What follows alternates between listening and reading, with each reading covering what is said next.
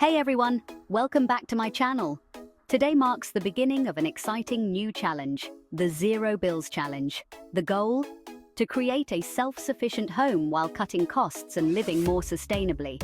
And on day one, we're starting with a simple yet impactful change, saying goodbye to our electric washing machine. By eliminating the use of our electric washing machine, we'll not only save on electricity costs, but also reduce our carbon footprint. Instead, I've invested in a hand-cranked washing machine, which will allow me to do laundry without relying on electricity. This hand-cranked washing machine is not only cost-effective, but also eco-friendly. It's a great alternative for those looking to reduce their utility bills and live more sustainably. Plus, it gives a good workout while doing laundry. Creator.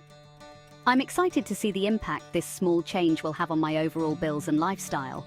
Stay tuned for more updates on the Zero Bills Challenge as we continue to make changes to create a more self-sufficient and affordable home.